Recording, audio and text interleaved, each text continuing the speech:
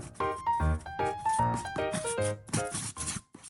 Everyone, welcome to the class. आप सभी का बहुत बहुत स्वागत है। जल्दी से जल्द जुड़ जाइए। और आपको पता है कि यूपी पुलिस कांस्टेबल के लिए आप प्रिपरेशन कर रहे हैं, तो यहाँ पर आपको सामान्य ज्ञान की क्लास जो है वो प्रॉपर तरीके से करवाई जा रही है। और ये एक लेंदी सब्जेक्ट है, जीएस, आपको पता है, क्योंकि इसमें सभी सब्जेक्ट्स इंक्लूड होते हैं। पहला प्रश्न है हमारा कि बैंगनी रंग के प्रकाश की तरंग दैर्घ्य कितनी होती है लगभग। बताइए, तरंग दैर्घ्य बैंगनी रंग की पूछी गई है कि लगभग कितनी होती है, ये बताना है। तो कौन सा ऑप्शन आपका यहाँ पर करेक्ट होगा, जल्दी से बताएंगे कौन सा ऑप्शन आपका यहाँ पर करेक्ट होगा, ये बताना है आपको। सभी जल्दी से बताएं। याद रखेंगे बच्चा, बैंगनी रंग की अगर हम तरंग दैर्घ्य की बात करें तो 455 से लेकर 390 नैनोमीटर इसकी तरंग दैर्घ्य होती है। बैंगनी रंग की तरंग दैर्घ्य कितनी है, आप कहेंगे 455 से लेकर 390 नैनोमीटर होती है। ये ध्यान रखना। बाकी साइंस वाले सर जो है वो साइंस के क्वेश्चन को अच्छे तरीके से एक्सप्लेन कर देंगे। अगर हम बात करें यहाँ पर कि सबसे ज्यादा तरंग दैर्घ्य किसकी होती है, तो याद रखना सबसे ज्यादा तरंग दैर्घ्य जो है वो लाल रंग की होती है। कितनी होती है, 620 से लेकर बच्चा 750 नैनोमीटर सबसे ज्यादा होती है। ठीक है। सबसे कम किसकी होती है, सबसे कम बैगनी रंग की होती है। सबसे कम बैगनी रंग की होती है। कितनी, 380 से लेकर 450 नैनोमीटर होती है। ये सबसे कम है। ठीक है, ये सबसे कम है, ये ध्यान रखना। ठीक है। विवग्योर, विवग्योर, यहाँ पर विवग्योर याद कर लेना। तो वी जो है वो क्या होगी, वो सबसे कम, और आर जो है वो तरंग दैर्घ्य सबसे ज्यादा। आवृत्ति इसका जस्ट उल्टा हो जाता है, आवृत्ति में इसका जस्ट उल्टा हो जाता है। मक्खन किसका उदाहरण है, जो मक्खन निकालते हैं, मक्खन जो होता है, ठीक है, मक्खन, ये उदाहरण किसका होता है, ये बताइए। मक्खन किसका उदाहरण है यहाँ पर, ये बताइए। नीलम्बन का, कोलाइड घोल, कोलाइडल घोल का, या पायस का, या मिश्रण का, किसका मक्खन उदाहरण है, एग्जाम्पल किसका है मक्खन, ये बात की गई है। जल्दी से बताएं। मिश्रण है क्या ये, क्या ये मिश्रण है, ये पायस होता है। ठीक है। मक्खन क्या होता है, पायस होता है, ये ध्यान रखना। पायस किसे कहते हैं, तो पायस में मिश्रण होते हैं, मतलब पायस में दो या दो से अधिक मिश्रण होते हैं, ये ध्यान रखिएगा। ठीक है, पायस में दो या दो से अधिक मिश्रण होते हैं। निम्न में से किस लवण में क्रिस्टलीकृत जल के 100 अणु नहीं होंगे। क्रिस्टलीकृत जल के 100 अणु किस में नहीं होते हैं, क्लोबेर सॉल्ट में, वॉशिंग सोडा में, बोरेक्स में, या एप्सम साल्ट में, किसमें क्रिस्टलीकृत जल के 100 अणु नहीं होते हैं, 100 मॉलिक्यूल्स जल के नहीं होते हैं, यहाँ पर ये बताना है। जल्दी से बताएंगे किसमें नहीं है, फटाफट से बताएं। तो यहाँ पर ध्यान रखना, जो एप्सम साल्ट होता है, एप्सम साल्ट का कोई सूत्र बता सकता है तो जरूर बताएं। ग्लोबेर साल्ट का बात करें हम, मतलब ग्लेबर नमक का, वॉशिंग सोडा का, बोरेक्स का, एप्सम साल्ट का, जल्दी से बताएं। एप्सम साल्ट मतलब हो गया आपका जो सेंधा नमक होता है।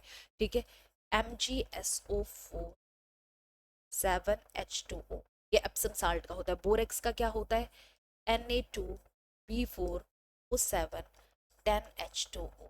वॉशिंग सोडा का क्या होता है, Na2CO3 10H2O। ग्लोबल साल्ट का कितना हो गया, तो Na2SO4 10H2O। सोडियम सल्फेट डीकाहाइड्रेट इसे कहते हैं, ग्लोबेट साल्ट को सोडियम सल्फेट डीकाहाइड्रेट। ठीक है, डेकाहाइड्रेट या डीकाहाइड्रेट ये कहते हैं। अब यहाँ पर ये तो सारे आ रहे हैं 10H2O 10H2O, लेकिन अगर हम यहाँ पर बात कर रहे हैं, यहाँ पर नहीं आ रहा है, तो एप्सम साल्ट यहाँ पर करेक्ट आंसर होगा। वर्ष 1887 में इलाहाबाद विश्वविद्यालय की स्थापना किसने की थी। वर्ष 1887 की बात की जा रही है कि इसमें इलाहाबाद की स्थापना किसने की थी, ये बताइए। Doctor Sarvepalli Radhakrishnan, Jonathan Duncan, sir William Muir, Madan Mohan Malviya. Madan Mohan Malviya ने क्या किया था, बीएचयू की स्थापना किसने की थी। अगर हम बीएचयू की बात करें, बीएचयू की स्थापना किसने की थी, जरा ये बता दो। बीएचयू की स्थापना किसने की थी, ये बताओ। ये बीएचयू की स्थापना से तो इन्हें हमेशा ध्यान रखेंगे या नहीं ध्यान रखेंगे, बताइए। मदन मोहन मालवीय, बीएचयू की स्थापना किसने करी थी, मैंने पूछा ये क्वेश्चन, अगर आपको पता है तो जरूर बताएं। बताइए। तो बेटा 19 से ये इनके द्वारा किया गया सबसे बेस्ट काम, और आप कहेंगे कि ना भूलने वाला है, ये भूल नहीं सकते फैक्ट, ये भूलना भी मत, बहुत बार पूछा गया है। 1916 में इन्होंने बीएचयू की स्थापना की थी, मतलब बनारस हिंदू विश्वविद्यालय की स्थापना की थी। बनारस हिंदू विश्वविद्यालय की स्थापना मदन मोहन मालवीय के द्वारा की गई थी, ये ध्यान रखना। ठीक है, ये ध्यान रखना। इन्होंने एक साप्ताहिक पत्र निकाला था, उस साप्ताहिक पत्र का कोई नाम बता सकता है तो जरूर बताए। साप्ताहिक पत्र, साप्ताहिक पत्र अभ्युदय। ठीक है, 1907 में निकाला। ठीक है, 1907 में एक साप्ताहिक पत्र था जिसका नाम अभ्युदय था। ये अभ्युदय जरूर याद रखिएगा। इसके बाद एक और इनका पत्र था जो हम कहेंगे द लीडर ऑफ इलाहाबाद। ठीक है, the leader of Allahabad, but ये इतना ज्यादा जरूरी नहीं है। द लीडर ऑफ इलाहाबाद ये इतना जरूरी नहीं है, ये भी ध्यान रखिएगा।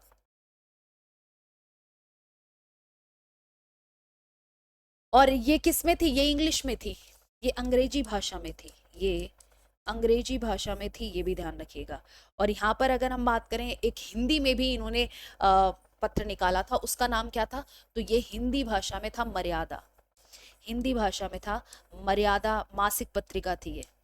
मर्यादा मतलब माह में एक बार निकलने वाली पत्रिका थी, तो मासिक पत्रिका कहा जाता है इसको, मासिक पत्रिका। ये मासिक पत्रिका थी। ठीक है, ये मासिक पत्रिका थी। तो ये तो मदन मोहन मालवीय के द्वारा जो काम किए गए हैं, हमने इनकी बात कर दी। अब जोनाथन डंकन के बारे में हम पहले भी बता चुके हैं कि बनारस के संस्कृत कॉलेज की स्थापना किसने की थी? बनारस के संस्कृत कॉलेज की स्थापना, बनारस के संस्कृत कॉलेज की स्थापना, ठीक है, बनारस के संस्कृत कॉलेज की स्थापना की। दूसरा इन्होंने काम किया क्या था? ईस्ट इंडिया कंपनी के निवासी थे। ठीक है, ये क्या थे? ईस्ट इंडिया कंपनी के निवासी थे, तो ये इसकी जरूरत नहीं है। अच्छा, सर विलियम मुइर और डॉक्टर सर्वपल्ली राधाकृष्णन। तो 1887 में इलाहाबाद विश्वविद्यालय की स्थापना किसने की? ये ध्यान रखना, सर विलियम मुइर ने की थी। किसने की थी? सर विलियम मुइर ने इलाहाबाद में विश्वविद्यालय की स्थापना की थी। कब की थी? 1887 ईस्वी में की थी। ये इंपॉर्टेंट है, ये ध्यान रखना। वर्ष 1887 में इलाहाबाद विश्वविद्यालय की स्थापना सर विलियम मुइर ने की थी। डॉक्टर सर्वपल्ली राधाकृष्णन की बात की जाए तो डॉक्टर सर्वपल्ली राधाकृष्णन के बारे में क्या बताएंगे? बताइए, ये क्या रहे हैं? डॉक्टर सर्वपल्ली राधाकृष्णन क्या रहे हैं? पता है या नहीं पता है? 1962 से लेकर, ठीक है, 1962 से लेकर 1967 तक ये क्या रहे हैं? राष्ट्रपति रहे हैं। मतलब डॉक्टर राजेंद्र प्रसाद के बाद ये क्या बने हैं? ये भारत के दूसरे राष्ट्रपति रहे हैं। पहले उपराष्ट्रपति रहे हैं। और शिक्षक दिवस इन्हीं के जन्म दिवस के अवसर पर मनाया जाता है, पता होगा अगर आपको ये, या नहीं पता है तो पता। भारत के भारत में शिक्षक दिवस के रूप में का जन्मदिन मनाया जाता है। ठीक है, जो टीचर्स डे होता है 5 सितंबर को, तो वो इनकी बर्थ ऑफ डेट के दिन होता है, इनकी बर्थ ऑफ डेट के दिन होता है। और ये पहले राष्ट्रपति हैं, ये ध्यान रखना, पहले उपराष्ट्रपति और दूसरे राष्ट्रपति हैं। ये सर्वपल्ली राधाकृष्णन के बारे में जो इंपॉर्टेंट पॉइंट है ये आपको याद रखने हैं। ठीक है, ये आपको याद रखने हैं। चलिए नेक्स्ट देखिए। पहली महिला मुख्यमंत्री वर्ष 1963 में नियुक्त की गई थी। उन्होंने किस भारतीय राज्य सरकार का नेतृत्व किया था? पहली महिला मुख्यमंत्री की बात की गई कि कौन पहली महिला मुख्यमंत्री, नाम बता सकते हैं तो जरूर बताएं। उत्तर प्रदेश, तमिलनाडु, पश्चिम बंगाल या असम? बताइए। तो उत्तर प्रदेश की बात की जा रही है कि उत्तर प्रदेश की, यहाँ पर अगर हम बात करें पहली महिला मुख्यमंत्री वर्ष 1963 में कौन नियुक्त की गई थी, उन्होंने किस भारतीय राज्य सरकार का नेतृत्व किया था? तो उत्तर प्रदेश। ठीक है, यहाँ पर क्या हो जाएगा? उत्तर प्रदेश का नेतृत्व किया था। अच्छा, इनका नाम क्या था जरा बताइए? इनका नाम क्या था? तो सुचेता कृपलानी नाम था इनका, सुचेता कृपलानी नाम था इनका। ठीक है, सुचेता कृपलानी उत्तर प्रदेश की पहली महिला मुख्यमंत्री थी, जो कहां से? कानपुर निर्वाचन क्षेत्र से, कानपुर निर्वाचन क्षेत्र से उत्तर प्रदेश की मुख्यमंत्री चुनी गई थी। ठीक है, कानपुर निर्वाचन क्षेत्र से उत्तर प्रदेश की मुख्यमंत्री चुनी गई थी, ये भी ध्यान रखना। ठीक है, भारत की पहली महिला प्रधानमंत्री, भारत की पहली महिला प्रधानमंत्री बता सकते हो? महिला पीएम कौन है? भारत की पहली महिला पीएम कौन है, ये बताओ। तो अगर ये ना बता पाओ तो क्या करा जाएगा बताओ आपका? 1966 में श्रीमती इंदिरा गांधी, जब जवाहरलाल नेहरू की मृत्यु हो जाती है, तो उसके उपरांत ये बनती है 1966 में इंदिरा गांधी। ठीक है, इंदिरा गांधी ये भारत की पहली महिला प्रधानमंत्री हैं, भारत की पहली महिला प्रधानमंत्री हैं। इसके बाद अगर मैं पूछूं भारतीय राज्य की मतलब अगर हम कहें भारतीय राज्य की राज्यपाल बनने वाली महिला, पहली राज्यपाल महिला कौन है? पहली राज्यपाल महिला कौन है? सरोजनी नायडू का नाम सुना है? सरोजनी नायडू, सरोजनी नायडू। ठीक है, और इन्होंने कब तक, तो याद रखना 15 अगस्त 1947 को जब हमारा भारत स्वतंत्र हो जाता है तब से लेकर 2 मार्च 1949 तक। ठीक है, 2 मार्च 1949 तक राज्यपाल रही हैं, 2 मार्च 1949 तक ये भारत की राज्यपाल रही हैं। और भारत की पहली महिला पीएम भी पता होनी चाहिए सबको, और भारत की पहली महिला राज्यपाल भी, उत्तर प्रदेश की पहले अगर हमसे पूछा जाए पहली महिला मुख्यमंत्री, तो याद रखना वो है सुचेता कृपलानी, जो कि कानपुर निर्वाचन क्षेत्र से निर्वाचित हुई थी। ठीक है, कानपुर निर्वाचन क्षेत्र से निर्वाचन होता है उनका, ये भी ध्यान रखिएगा। असम की राजधानी क्या है अगर हम बात कर रहे हैं, यहाँ पर ये पूछ ही लिया गया है, तो असम की अगर हम राजधानी की बात कर रहे हैं तो असम की राजधानी क्या होगी, जल्दी से बताएं। असम की राजधानी क्या होगी? नॉर्मल सा क्वेश्चन है मेरा।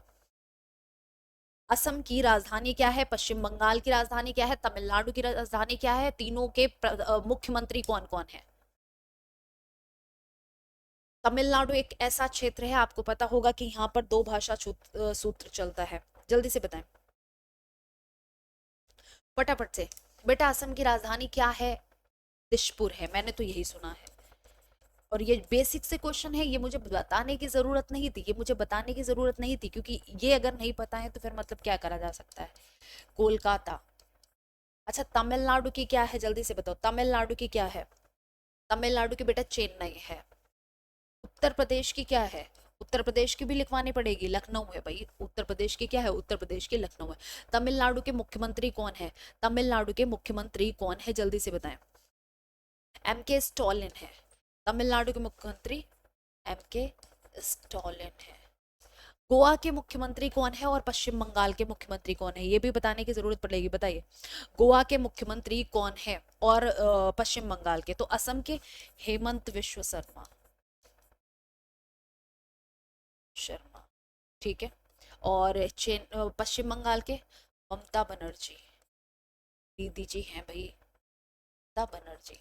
तो ये सब, ये मतलब बेसिक चीजें याद रखो। कौन यहाँ का राज्यपाल है, कौन यहाँ का राज्यपाल है पता होना चाहिए, कौन यहाँ का राज्यपाल है ये पता होना चाहिए था आपको। वर्ष 2017 में उत्तर प्रदेश के मुख्यमंत्री में कौन चुने गए थे? उत्तर प्रदेश कौन चुने गए थे, अब ये भी पूछा जाएगा। योगी आदित्यनाथ चुने गए थे क्या? गोविंद बल्लभ पंत चुने गए थे क्या?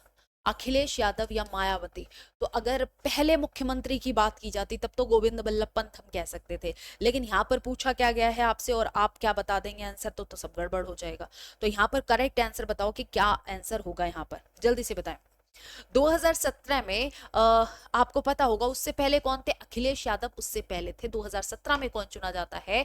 योगी आदित्यनाथ उत्तर प्रदेश के मुख्यमंत्री बनते हैं, योगी आदित्यनाथ। तो यहाँ पर करेक्ट आंसर क्या हो जाएगा? योगी आदित्यनाथ उत्तर प्रदेश के मुख्यमंत्री बनते हैं, ये ध्यान रखना। ठीक है, और ये उत्तर प्रदेश के कौन से क्रम के मुख्यमंत्री हैं? तो 21वें। ठीक है, 21 सीएम है।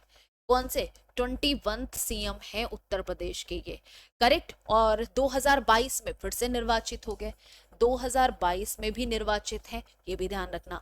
अखिलेश यादव 20वें मुख्यमंत्री थे, 20वें मुख्यमंत्री थे उत्तर प्रदेश राज्य के। 20वें मुख्यमंत्री कौन थे? और सबसे यंग,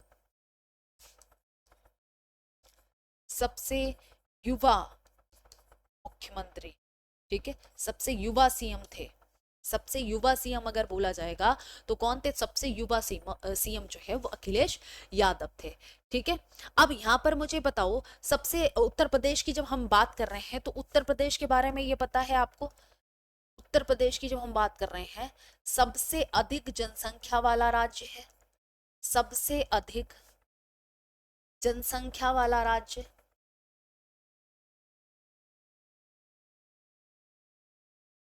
क्षेत्रफल के आधार पर,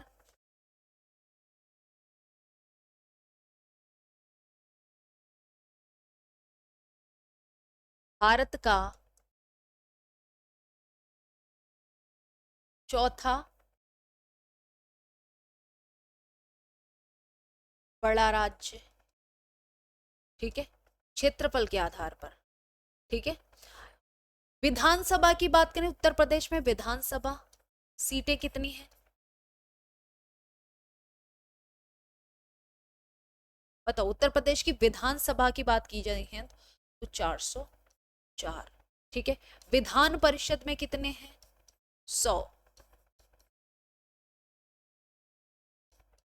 100, ठीक है। ये ध्यान रखना। लोकसभा की कितनी सीटें हैं, चलो ये बता दो। लोकसभा की कितनी सीटें हैं, राज्यसभा की कितनी सीटें हैं, दोनों बताओ। और गोविंद बल्लभ पंत कौन है? गोविंद बल्लभ पंत जो है वो कौन है यहाँ पर, ये भी बता दिया। बताइए, उत्तर प्रदेश में लोकसभा और राज्यसभा की सीटें कितनी हैं और गोविंद बल्लभ पंत उत्तर प्रदेश के क्या पहले मुख्यमंत्री थे? जल्दी से बताएंगे। ये तीनों प्रश्न जो है बहुत सरल हैं और कई बार पूछे हुए हैं, कई बार पूछे हुए हैं, तो जल्दी से बताएं यहाँ पर कौन सा ऑप्शन आपका करेक्ट होगा। देखो, याद रखना बच्चा जी, गोविंद बल्लभ पंत उत्तर प्रदेश राज्य के पहले मुख्यमंत्री, पहले सीएम थे, जो 26 जनवरी 1950 को बना दिए गए थे। 26 जनवरी 1950 को इन्होंने मुख्यमंत्री के रूप में कार्यभार ग्रहण कर लिया था। अच्छा, लोकसभा की सीटें जो है वो उत्तर प्रदेश की 80 हैं, राज्यसभा की सीटों की संख्या 31 है। फिलहाल ये तो सबको पता होना चाहिए, नहीं पता है तो ये गलत बात है, नहीं पता है तो गलत बात है, ये ध्यान रखेंगे, ठीक है। मायावती मुख्यमंत्री कब रही हैं उत्तर प्रदेश राज्य की? मायावती मुख्यमंत्री कब रही हैं उत्तर प्रदेश राज्य की, जल्दी से बताएं। यहां पर मायावती जी के बारे में भी जल्दी से फटाफट बताइए। बहुजन समाजवादी पार्टी, बसपा जिसे हम कहते हैं, और ये कब रही हैं? तो उत्तर प्रदेश की 4 बार मुख्यमंत्री रही हैं। क्या हो गया? उत्तर प्रदेश की 4 बार मुख्यमंत्री नहीं, 4 बार सीएम, ठीक है। 4 बार सीएम रही हैं। कब से कब तक? तो बताओ, कब से कब तक रही हैं? कोई टाइम बता सकता है? देखो, ये इंपॉर्टेंट क्वेश्चन है, इससे कितने सारे आपके टॉपिक्स क्लियर हो रहे हैं, इसलिए एक्सप्लेनेशन जरूरी है, ठीक है। अब क्वेश्चन आंसर बताते रहो, क्वेश्चन आंसर बताते रहो, उसका कोई मतलब नहीं। अब यहाँ पर आपने कितने सारे, उत्तर प्रदेश में लोकसभा सीटें कितनी है, राज्यसभा सीटें क्या, सारे उत्तर आप दे सकते हैं। अब यहाँ पर 4 बार कब रही हैं? तो एक तो 1995 में बनी, फिर 1997 में बनी, फिर 2002 से लेकर 2003, और फिर 2007 से लेकर 2012 है, ठीक है। 4 बार मुख्यमंत्री रही हैं, ये ध्यान रखना, ठीक है। 4 बार मुख्यमंत्री रही हैं, ये ध्यान रखना, बहुत ज्यादा जरूरी है, ठीक है, बहुत ज्यादा ज्यादा जरूरी है, ये ध्यान रखिएगा। करेक्ट। और पूर्ण बहुमत से सरकार बनाई थी ये, यहां पर पूर्ण बहुमत से सरकार बनाई थी, पूर्ण बहुमत से, पूर्ण बहुमत से सरकार थी, ठीक है। 5 साल यहां पर शासन, 2012, सॉरी 2012, उसके बाद 2012 से 17 रहते हैं अखिलेश यादव, और उसके बाद आ जाते हैं आपके योगी आदित्यनाथ। निम्नलिखित में से उत्तर प्रदेश का राज्य पक्षी कौन सा है? उत्तर प्रदेश के राज्य के पक्षी की बात की गई है, राज्य पक्षी कौन सा है, राज्य पुष्प कौन सा है, राज्य पशु कौन सा है, यहां पर ये बताओ। जल्दी से बताएंगे कि कौन सा ऑप्शन आपका यहाँ पर करेक्ट होगा, फटाफट से बताएं कौन सा ऑप्शन आपका यहाँ पर करेक्ट होगा।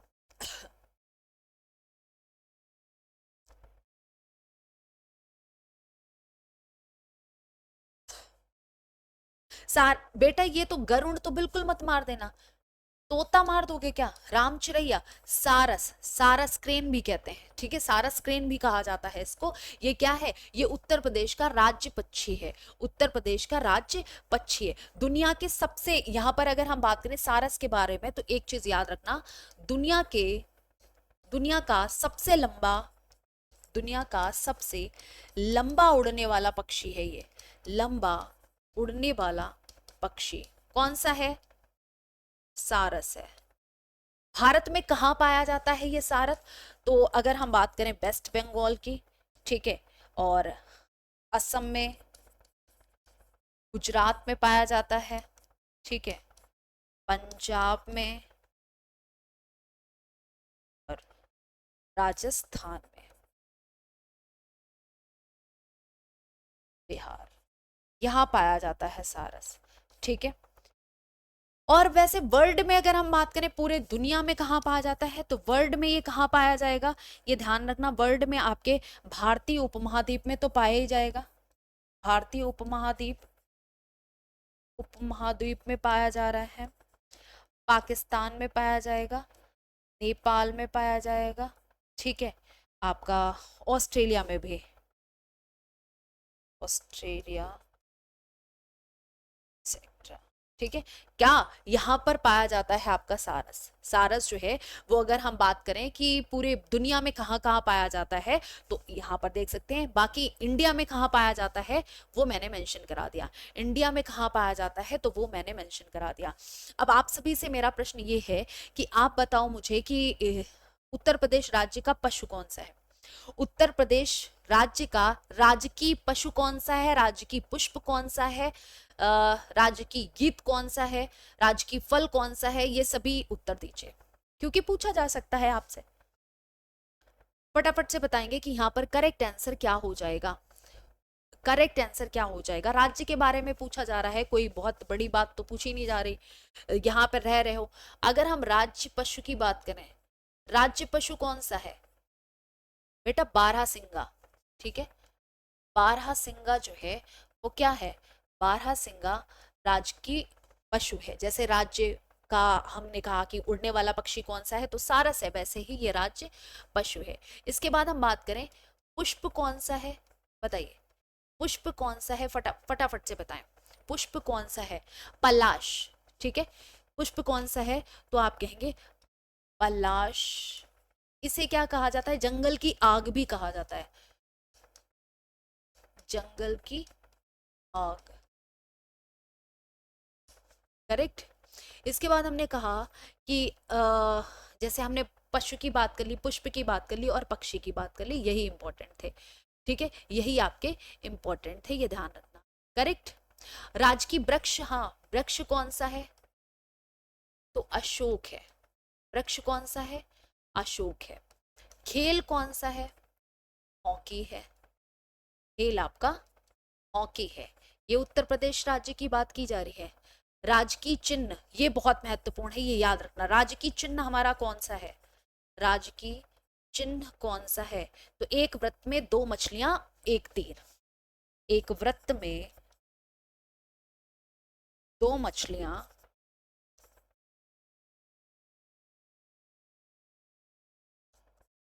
एक तीर धनुष, तीर धनुष, ठीक है। ये क्या है, ये राजकीय चिन्ह है हमारा, ये राजकीय चिन्ह है हमारा, ये ध्यान रखिए, ठीक है। और पलाश को और क्या कहते हैं, पलाश को टेसु भी कहते हैं, इसको टेसु भी कहा जाता है, ये भी ध्यान रखना। और बारहसिंगा को दलदली मृग कहा जाता है, दलदली मृग, स्वैम्प डियर, ये भी ध्यान रखना, ठीक है। तो ये आपके इंपॉर्टेंट पॉइंट हो गया। नेक्स्ट देखिए, वर्ष 1937 में से 1950 तक उत्तर प्रदेश को किस नाम से जाना जाता था, 1937 से लेकर 1950 तक उत्तर प्रदेश को किस राज्य से जाना जाता था। आप बताइए जल्दी से कि कौन सा ऑप्शन आपका करेक्ट होगा। उत्तरा से, संयुक्त प्रांत से, उत्तर प्रांत से, रामकृष्ण प्रदेश तो कभी नहीं कहा गया, उत्तर प्रांत या उत्तरा, भाई संयुक्त प्रांत के नाम से जाना जाता था 1937 से लेकर 1950 तक, ठीक है, 1937 से लेकर 1950 तक। यहां पर हम बात करें तो याद रखिएगा 1902 में क्या कहा जाता था, प्रांत को आगरा एवं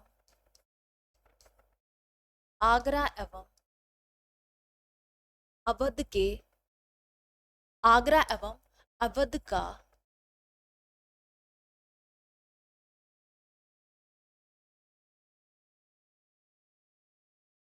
संयुक्त प्रांत, ठीक है, आगरा एवं अवध का संयुक्त प्रांत के नाम से जाना जाता था, ये 1902 में, ये 1902 में इसको आगरा एवं अवध के संयुक्त प्रांत के नाम से जाना जाता था। फिर 1937 में क्या कर दिया गया, 1937 में आगरा एवं अवध हटा दिया गया और संयुक्त प्रांत कर दिया गया। अब अगर मैं पूछूं उससे पहले भी कुछ कहा जाता था, और उत्तर प्रदेश नाम कब दिया गया? उत्तर प्रदेश, तो उत्तर प्रदेश आपका कब दिया गया, जल्दी से बताएंगे? ये दिया गया है भाई 1950 में। 26 जनवरी 1950 को हमने उत्तर प्रदेश आपका सॉरी 24 जनवरी 1950, ठीक है, 24 जनवरी 1950 को हमने इसको उत्तर प्रदेश नाम दिया। अब मुझे यहाँ पर बताओ इसका पूरा क्रम क्या है, इसका पूरा क्रम क्या है कि कैसे इसका नाम बदला है, जल्दी से बताओ। उत्तर प्रदेश का सबसे पहले नाम क्या था और फिर परिवर्तित होते उत्तर प्रदेश कब पड़ गया? अगर आपसे इस तरीके से पूछा जा रहा है तब आप कैसे उत्तर देंगे, जल्दी से बताएं। तो यहाँ पर स्टार्ट कहाँ से होता है?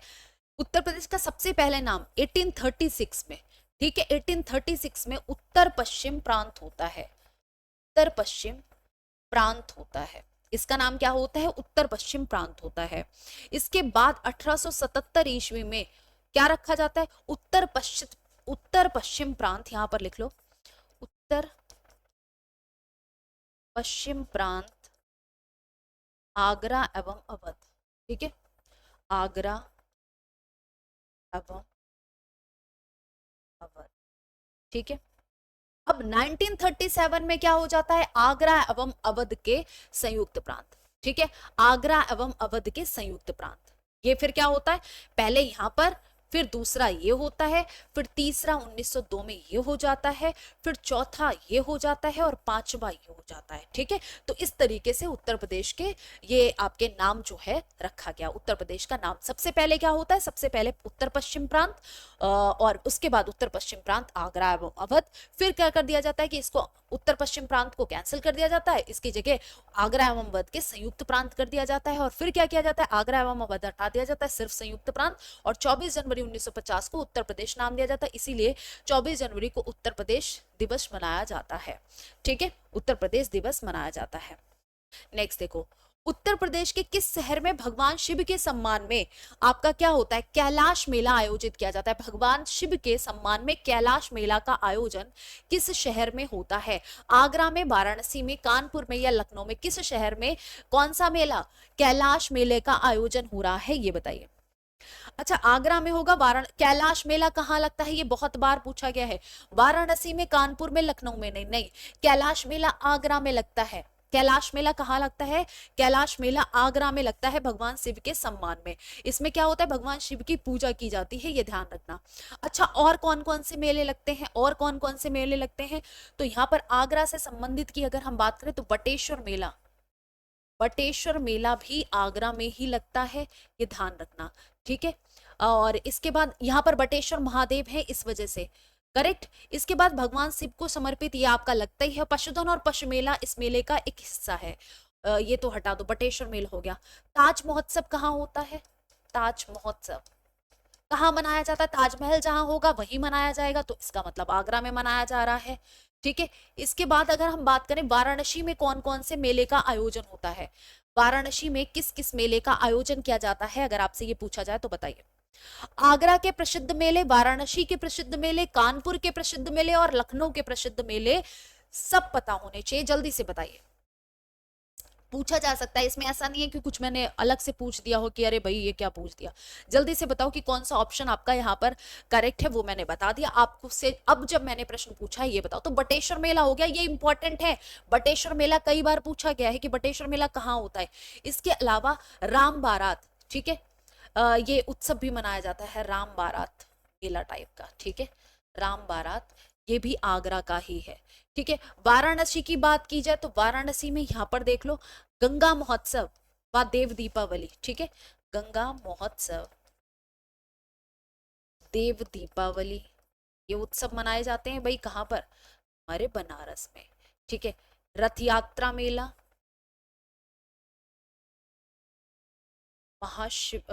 शिवरात्रि मेला, जो महाशिवरात्रि पड़ी थी अभी, महाशिवरात्रि मेला, ये कहाँ लगता है? ये बनारस की बात की जा रही है। इसके अलावा नाग पंचमी और दुर्गा जी का मेला। लेकिन कानपुर में एक मेला लगता है, मकनपुर का मेला, मकनपुर का मेला इंपॉर्टेंट है। दूसरा हम बात करें यहाँ पर जैनपुर मेला, ये इंपॉर्टेंट है कानपुर का। चमड़ा नगरी कहा जाता है कानपुर को। लखनऊ की बात करें तो लखनऊ महोत्सव होता है यहाँ पर, लखनऊ महोत्सव आपको देखने को मिलेगा यहाँ पर।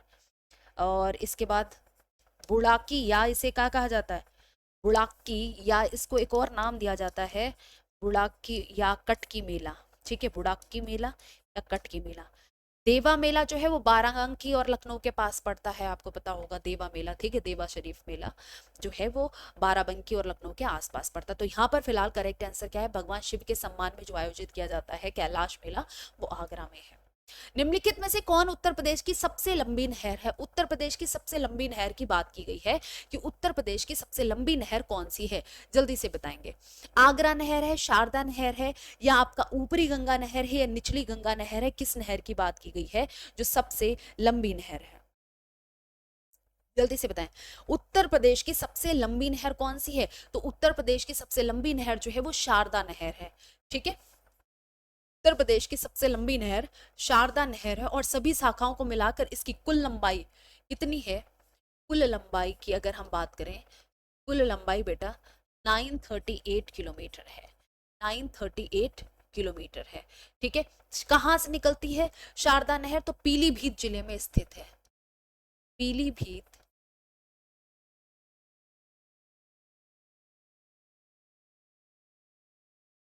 ठीक है, ये पॉइंट भी आपका था।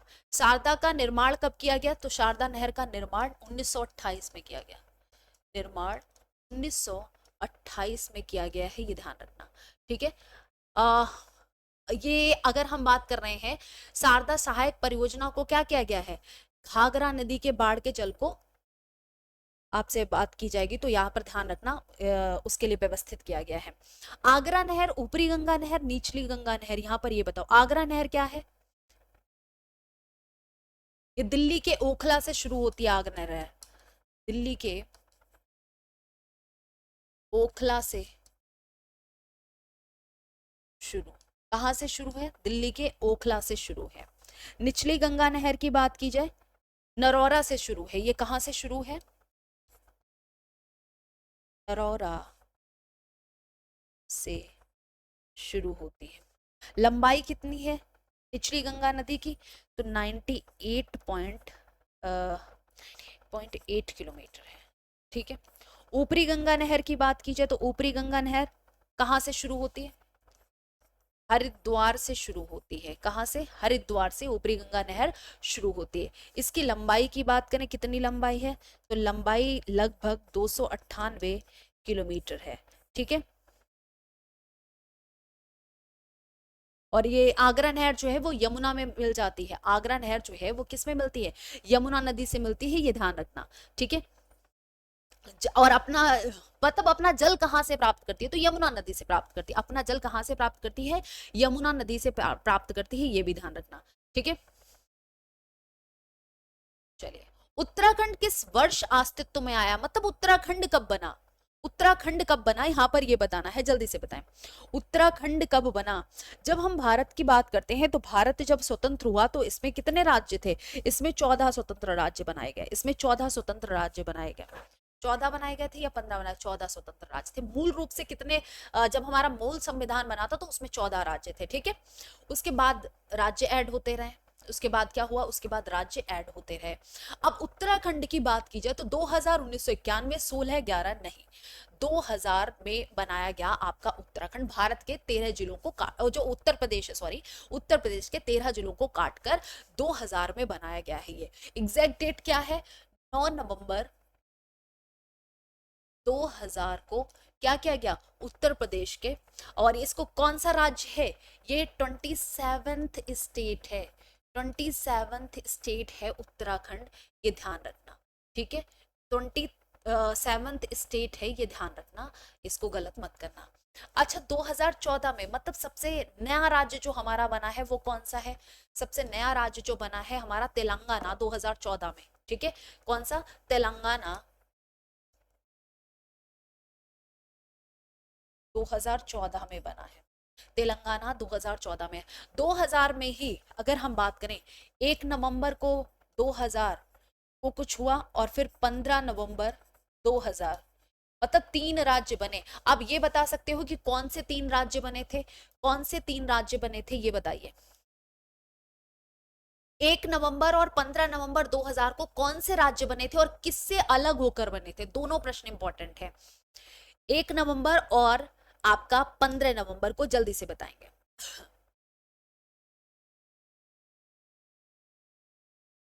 1 नवंबर और यहां पर बताओ जल्दी से फटाफट से। अगर हम बात करें यहाँ पर 15 नवंबर 2000 को, तो आपको पता होगा कि बिहार के 18 जिलों को, ठीक है, बिहार के 18 जिलों को हमने क्या करा था, अलग करके एक राज्य गठित किया था। बिहार के 18 जिलों को हमने अलग करके एक राज्य का गठन किया था। यहां पर लिख लो, बिहार के 18 जिलों को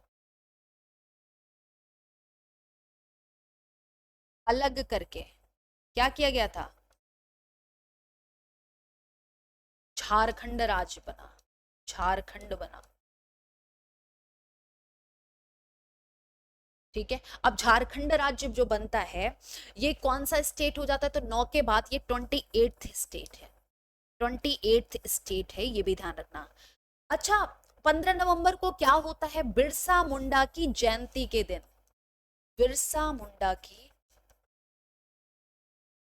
जयंती के दिन, बिरसा मुंडा की जयंती के दिन, ठीक है, बिरसा मुंडे की जयंती के दिन क्या किया जाता है, एक नया राज्य गठित किया जाता है बिहार के 18 जिलों को काटकर।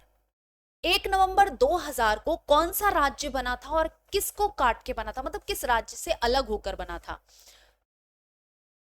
छत्तीसगढ़ कुछ याद आ रहा है, छत्तीसगढ़ कुछ याद आ रहा है, बताओ, छत्तीसगढ़ कुछ याद आ रहा है।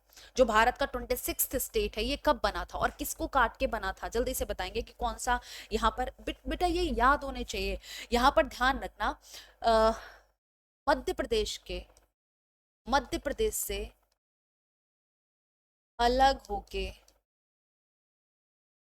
बना है छत्तीसगढ़।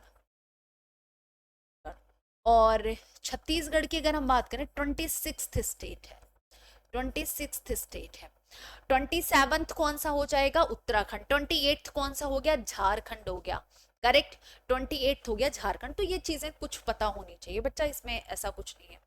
1930 में सीवी रमन के लिए नोबेल पुरस्कार जीता था। 1920 में जो सीवी रमन थे, उन्होंने नोबेल पुरस्कार किस में जीता था, ये पूछा जा रहा है। जल्दी से बताएं कि कौन सा ऑप्शन आपका करेक्ट होगा, कौन सा ऑप्शन आपका करेक्ट होगा। 1930 में सीवी रमन ने किसके लिए नोबेल पुरस्कार जीता था, साहित्य, शांति, भौतिक शास्त्र या अर्थशास्त्र, किसमें इनको मिला था भाई नोबेल प्राइज, किसमें नोबेल प्राइज मिला था, जल्दी से बताएं। भौतिकी का नोबेल प्राइज सीवी रमन को 1930 में मिला था, भौतिकी का नोबेल प्राइज, ठीक है, किसमें मिला था, भौतिकी का नोबेल प्राइज मिला था, ये ध्यान रखना, ठीक है। अ, और क्या यहाँ पर कर सकते हो, और क्या कर सकते हैं, नोबेल पुरस्कार जीता था, इन्होंने क्या किया था, बताइए फटाफट से बताएं। अच्छा, साहित्य का पहला नोबेल प्राइज किसे मिला है, किस भारतीय को साहित्य का पहला नोबेल प्राइज मिला है, अगर मेरा प्रश्न ये हो तो आपका उत्तर क्या होगा, ये बताइए। किस भारतीय को साहित्य का पहला नोबेल प्राइज मिला है। मैंने भारतीय लगाया है, ये भी ध्यान रखना, मैंने भारतीय लगाया है, ये भी ध्यान रखना। तो साहित्य का, अगर हम साहित्य की बात करें, ठीक है, साहित्य का पहला नोबेल प्राइज जो है वो रविन्द्रनाथ टैगोर को मिला था, रविंद्रनाथ टैगोर को। इनकी रचना कौन सी थी, नाथ टैगोर को कब मिला है, 1913 में मिला है। इनकी रचना गीतांजलि के लिए, गीतांजलि के लिए, ठीक है, रविन्द्रनाथ टैगोर को मिला है, करेक्ट। ध्यान रखना, किस भारतीय को पहला शांति का नोबेल प्राइज मिला है, मैंने पूछा है भारतीय को, तो उत्तर भी भारतीय से रिलेटेड होना चाहिए, ये मत मार देना किसी को भी, बताइए।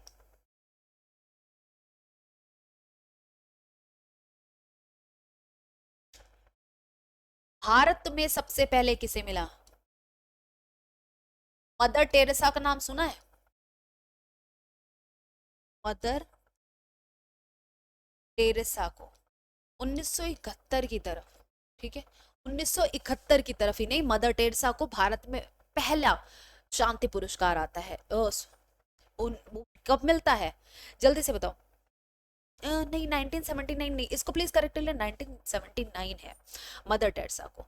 अर्थशास्त्र का नोबेल प्राइज किसे मिला है? भारत में पहला अर्थशास्त्र में नोबेल प्राइज किसे मिला है? और हाल फिलहाल में जो नोबेल प्राइज मिले हैं उनको जरूर याद रखिएगा, हाल फिलहाल में जो नोबेल प्राइज मिले हैं उनको जरूर याद रखिएगा, गलत मत करिएगा। ये अभी मैंने पढ़ाया था, अमर्त्य सेन को, अमर्त्य सेन को मिलता है। और कब मिलता है? 1998 या 89, जल्दी से बताएं, 1998 या 1988? तो 1998 ये मैंने बताया है, भारत में मैंने बात करी है, भारत में। और हाल फिलहाल में जो नोबेल प्राइज मिले हैं जिन जिन को, तो उनकी एक लिस्ट बनाइए और उनको याद रखिए, उनकी एक लिस्ट बनाइए और उनको याद रखिए। नेक्स्ट देखिए, यहां पर बताओ, विक्रम सेठ द्वारा लिखी गई कौन सी किताब एक कविता के रूप में 10 नीति कथाओं का संग्रह है? 10 नीति कथाओं का संग्रह है, आपको यह बताना है, जल्दी से बताएं कि कौन सा ऑप्शन आपका करेक्ट है, फटाफट से बताएं। विक्रम सेठ द्वारा लिखी गई, तो बीस्टली टेल एक कविता के रूप में 10 नीति कथाओं का संग्रह है, ये कौन सी है? बीस्टली टेल्स की बात की जा रही है, ठीक है, बीस्टली टेल्स की बात की जा रही है, ये ध्यान रखेंगे। अच्छा, विक्रम सेठ का कुछ और भी इतना इंपॉर्टेंट है जो आपसे पूछा जा सकता है, बताओ, जो आपसे पूछा जा सकता है? जी हाँ, बिल्कुल पूछा जा सकता है। The golden gate, the golden gate, इसके लेखक हैं, ठीक है। अ सुइटेबल बॉय,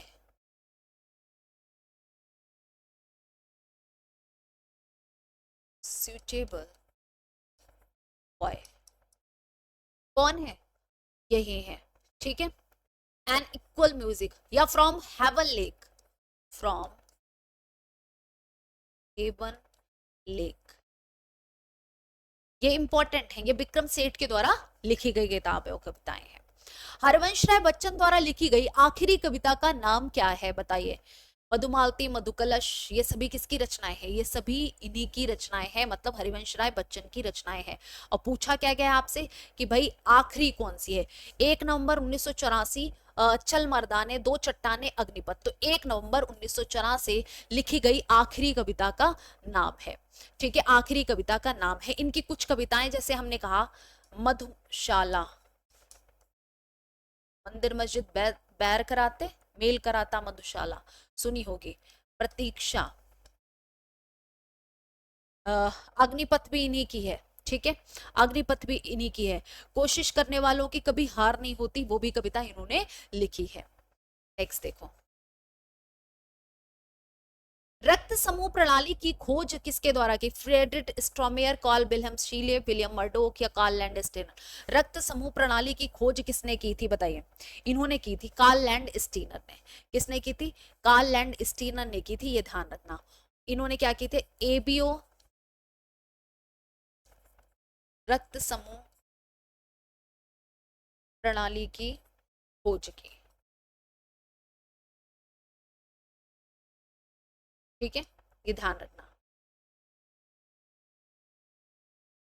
और ये अगर हम शीले की बात करें तो आपको पता होगा क्लोरीन, ठीक है, और ऑक्सीजन और मैग्नीज की खोज की थी, और पूरा लिख लो, क्लोरीन, ऑक्सीजन और मैग्नीज की खोज की, ठीक है, मैग्नीज की खोज की थी, ये भी ध्यान रखने, ठीक है। नेक्स्ट देखो, एक कंप्यूटर वर्म है जो औद्योगिक नियंत्रण प्रणाली को निशाना बनाता है, इसने 2007 में ईरान के परमाणु कार्यक्रम पर आक्रमण किया था, बताओ किसके बारे में बात की जा रही है? कॉन्फिगर, स्टक्सनेट, जूस या सेसर? कौन सा ऑप्शन आपका यहाँ पर करेक्ट होगा, फटाफट से बताओ। तो यहाँ पर अगर हम बात करें, स्टक स्नेट, ठीक है, स्टक्सनेट एक कंप्यूटर वर्म है जो औद्योगिक नियंत्रण प्रणाली को निशाना बनाता है, इसने 2007 में ईरान के परमाणु कार्यक्रम पर आक्रमण भी किया था, ठीक है, आक्रमण भी किया था। तमिलनाडु और श्रीलंका के मध्य जिले के बीच मौजूद जलडमरू मध्य को कहा जाता है? श्रीलंका के मन्नार जिले के बीच, ठीक है, जो श्रीलंका का मन्नार जिला है, बीच मौजूद जलडमरू मध्य को क्या कहा जाता है? मलक्का जलडमरू मध्य, पाक जलडमरू मध्य, सुंदा जलडमरू मध्य या मलिकू कंडू, मलिकू कंडू किस मतलब इसको कहा क्या जाता है, जो जलडमरू मध्य है इसको कहा क्या जाता है ये बताओ। तो उसको पाक जलडमरू मध्य कहा जाता है, इसको पाक जलडमरू मध्य कहा जाता है, ये ध्यान रखना।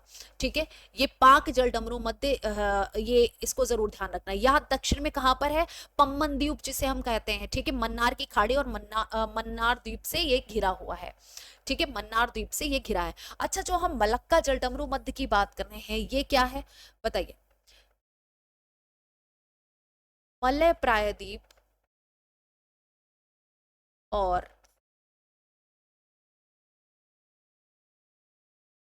मलय प्रायद्वीप और इंडोनेशिया। ठीक है, इंडोनेशिया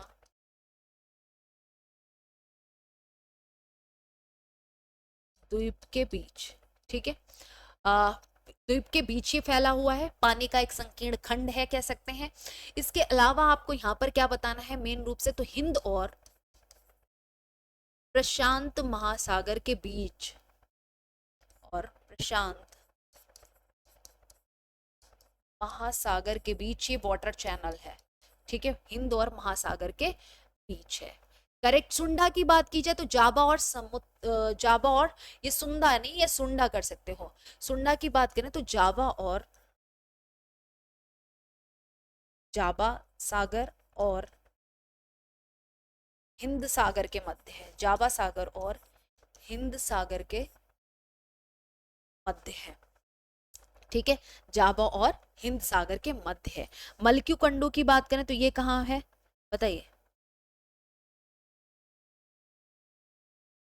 ये मिनिकॉय लक्षद्वीप जो है उसका एक भाग है हम कहेंगे। ठीक है, लक्षद्वीप के में एक द्वीप है, लक्षद्वीप में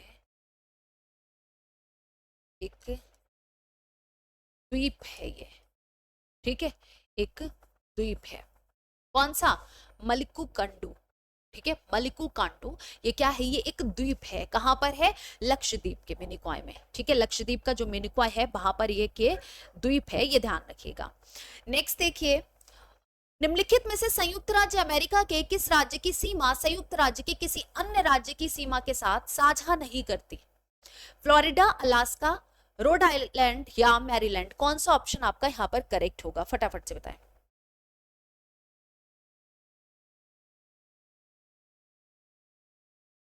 तो यहां पर अगर हम बात करें अलास्का की, संयुक्त राज्य अमेरिका के किस राज्य की सीमा संयुक्त राज्य के किसी अन्य राज्य की सीमा के साथ साझा नहीं करती, तो अलास्का है। ठीक है, अलास्का की बात की जा रही है, अलास्का की सीमा किसी राज्य की सीमा को, मतलब संयुक्त राज्य अमेरिका के किसी राज्य की सीमा को स्पर्श नहीं करती है, ये ध्यान रखना। ठीक है, अलास्का को क्या करा गया है, अलास्का को कनाडा के द्वारा संयुक्त राज्य अमेरिका के 38 जिलों को 48 राज्यों को अलग करके क्या किया गया, अलग बना दिया गया है। Correct, okay. चलिए, ये आपका 18th का आंसर है, और बाकी ऐसे ही क्वेश्चंस अगर आपको पढ़ने हैं और प्रैक्टिस करनी है तो आपको जुड़ना है हमारे साथ। और यहाँ पर डेली जीएस का सेशन होता है, पूरा एक्सप्लेन इसलिए करवाया जाता है ताकि आप जितनी बार इसको रिवाइज करेंगे तो आपको चीजें याद रहेंगी, आपको चीजें याद रहेंगी। हम मिलते हैं नेक्स्ट सेशन में, तब तक के लिए राधे राधे, जय Hind, thank you so much.